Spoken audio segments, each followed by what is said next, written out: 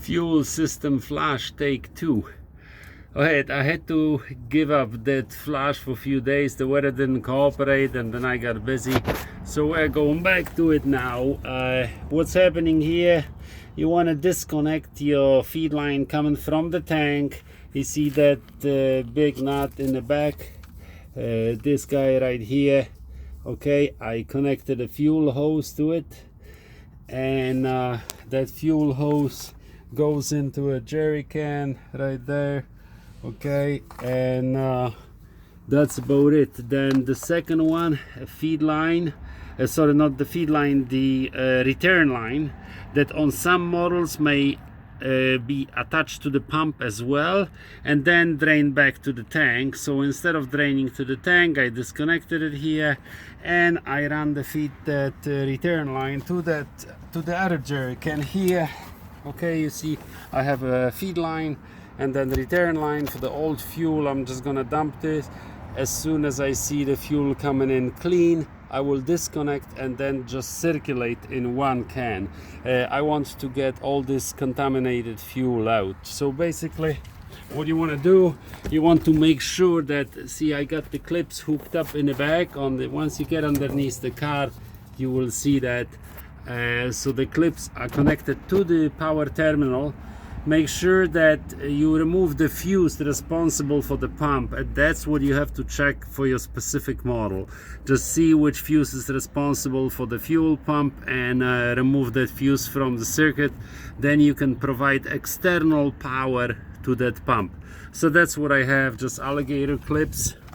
And here I got the battery. You see the positive was already connected. Now I'm just gonna connect the negative terminal. Sorry for the shaky video. Anyway, I'm gonna connect that right here.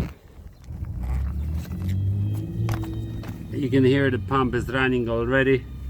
So we should be sucking fuel here. And we are, I don't know if we are returning any yet. There's some dribble, but I don't see anything coming back yet. Hopefully there's no leaks here either.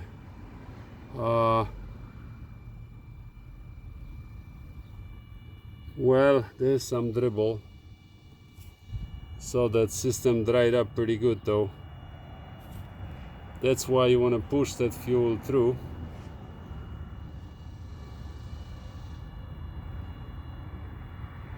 Okay, I'm not gonna bore you with it. What I'm gonna do, I'm gonna pause the video and make sure there's no leaks somewhere up front. Walk around. I'm just gonna pause and walk.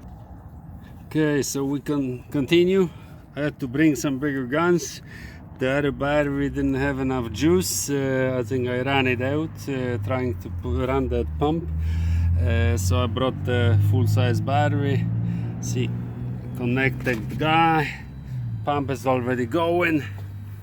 Actually, and you can see that fuel, it's going. Well, right now it's pretty clean already because it took me a while to get that battery connected properly, but as you can see, it's clean. So if you see fuel like this coming back, you can disconnect the pump. It means that whatever was there and stuff is pretty well out, most of it at least. So what we'll do now, we are gonna reconnect that return line back to the tank and just circulate that for a minute. So let me reconnect and show you what I'm doing.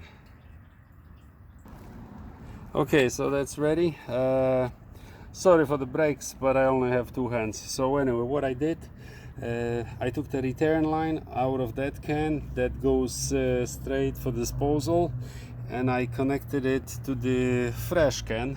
And what I'm gonna do now, see, that's the return line that was in the old can.